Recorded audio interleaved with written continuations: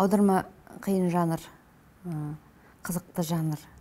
Бір тілден екінші тілге аудару сол елдің, екінші бір елдің мәдениетімен, тарихымен, адамдарымен, өнермен, бүкіл бір халықтың дүниесімен, ішкі мәдениетімен танысуға мүмкіндік беретін жағдай. Сондықтан елмен елді таныстыратын, халықпен халықты тұтастыратын, біріктіретін, жақтататын аударманың үлкен маңызы зор. Бұрын Совет үкіметінің кезінде Кеңес одағы тұсында әдебиетте біздің мемлекет бойынша тапсырыстар болып, елдің арасында, мемлекет пен мемлекеттің арасында осындай байланыстар болып отырған, әдеби байланыстар, шығармашылық байланыстар болып отырған. Соған байланысты жаңағы заказ дейді ғой, жоспар орындау, нағыз кәнігі аудармашылар дайындау, мектептер, институттар дайындау, сондай мықты аудармашылардың шеберлік курстарын өткізу. Осының барысында қазақтың мықты деген аудармашылар пайда болды, шықты. Ал енді соңғы біздің жаңа мемлекетіміз құрылғалы бұлдай дәстүрлер, көптеген әдебиеттегі дәстүрлеріміз кішкене тауқыметіне байланысты, тұрмыстың біздің енді жас мемлекетпіз, жаңа мемлекетпіз, сондықтан біздің көп нәрсеге қолымыз жете берген жоқ басында 90-шы жылдар. Сондықтан бұл аударма ісі кішкене тоқыраңқырап қалды. Енді қазіргі уақытта аударма жасап жүрген, өз бетінше аударма жасап жүрген қыз-жігіттер бар ғой, енді үлкен ағаларымыз да бар, апаларымыз да бар. Бірақ бізде аударма мәселесіне келгенде біз енді кішкене тоқырап жатырмыз. Сөздің шыны керек қой. Осы аударма мәселесіне көп мән берілмей жатыр. Мысалға, мен бұрын осыдан бір 5-6 жыл бұрын мен айтқанмын.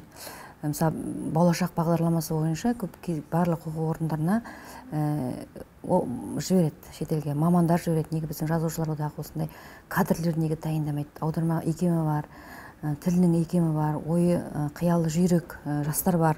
Ол кез келген адам аудармашы болып кете алмайды, оған да қабілет керек. Сондай кісілер, балалар неге қолдамасқа жастарды деп мен сондай бір өзім ойларымды айтқанмын. Бірақ болашақта бұл ойлар енді жүзеге асатын шығар деп өзім де ойлаймын. Біз енді ел болғаннан кейін әдебиетте бұл 3-4 тіл білетін адамдар, жазушылар, ақындар болса, ол біздің әдебиетіміз алға қарай өседі. Қазақ поэзиясы жақсы дамып келе жатыр деген пікірді көп естиміз, қуанамыз.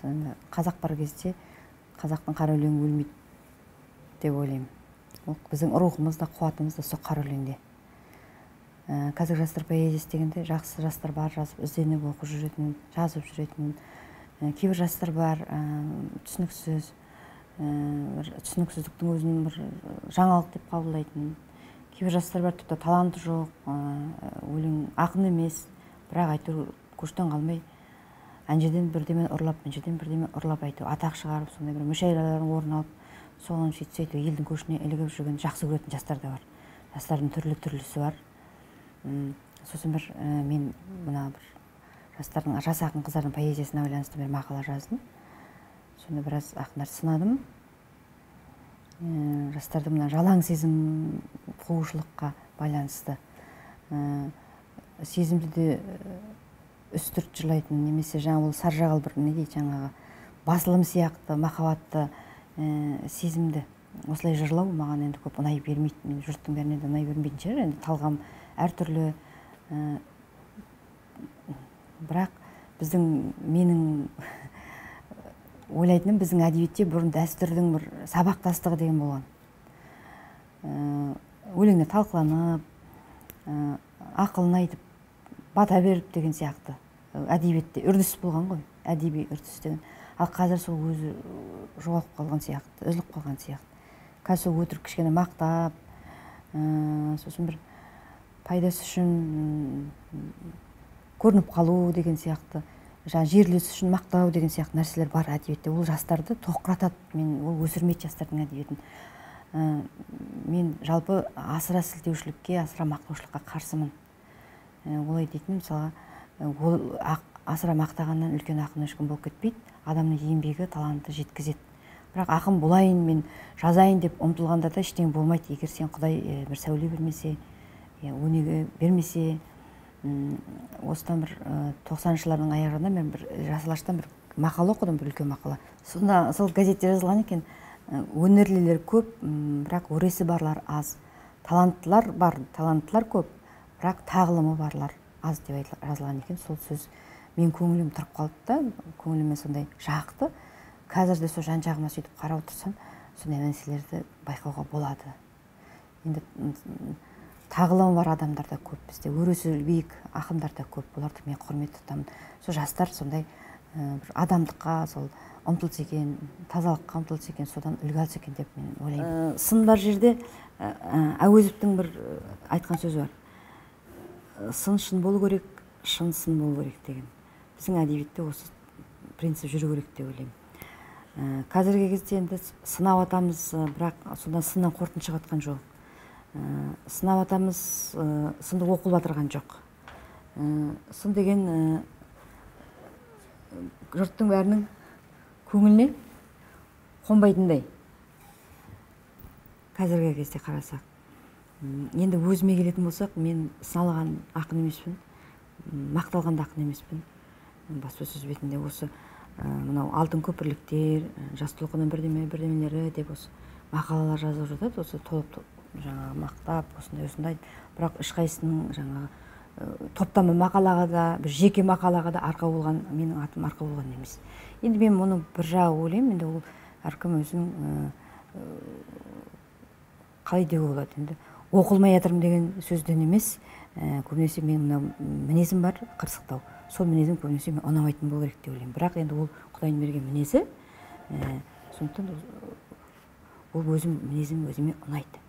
Енді сын дегенде, енді сын жаңа мен сынға Әуезовтің принципімен келемін, қараймын. Егер сын шын болатын болса, оны қабылдау керек. Адам өзі шәкірт болады негізінде. Өмір бойы шәкірт болып өтеді. Менің де керемет ұстаздарым болды. Мектепте, университетте жүргенде. Одан бері осы әдебиет әлеміндегі ұстаздар, сырттай ұстаздар, ақындарым бар. Менің де енді жастар бар, көбінесе мектепте мынау оқып жүрген, әдебиет оқулығын жақсы көретін, өлең жақсы көретін кішкентай балдар. Менің шығармашылығым бойынша ғылыми жоба жұмыс жасады екен, сондай нәрселер жасайды екен, ол да жақсылық. Бірақ енді шәкірт тәрбиелеу беруге мен көп қолым тие бермейді. Бірақ енді бір шәкіртім бар, мен Гүлназым деген, өзі қызым Гүлназым. Өзі ертегіні жақсы көреді, өлең айтады, сурет салады, өлең оқиды. Осы Гүлназым болашақта әдебиет сүйетін, өнерді сүйетін үлкен жақсы қыз болады деп ойлаймын. Солай ма, Гүлназым? Тағып айтып бересің бе? Қандай тағы? Жарайды. Ақ бұлттар. Ақ бұлттар, қара бұлттар, ара бұлттар, байқаса аспанда да аралық бар. Біреуде қалтта болса шаралық бар, біреуде жаста болса даналық бар. Тасқа тисе табаны, атын ықса баламау, оның енді амалы керек десіп тағарау. Тияғына не қарар, тек бақтадам тағасын, біледі ғой атарар, арғын мақтың бағасын. Ауылға бас иеді, кішігірім отан деп, атаң сені сүйеді, кішкентай ботам деп.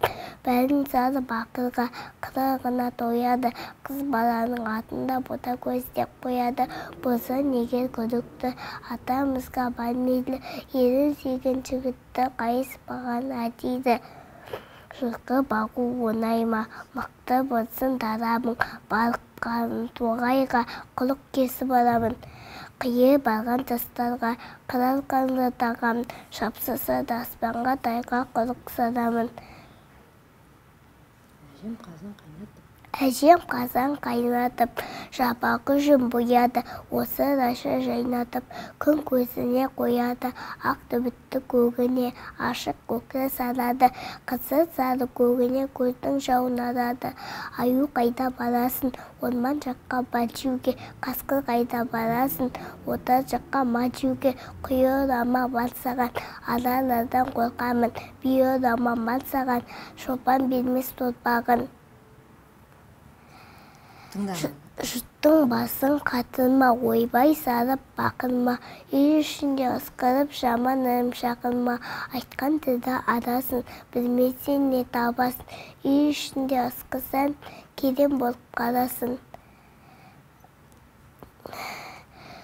Түнде шашты тарама, біреу қуып барама, ессіз қалған пәтердің есігінен қарама. Сүйгіден түгілме, түс қашқанға жүгінбе, ашық қалған құдыққа жеті түнде үңілме.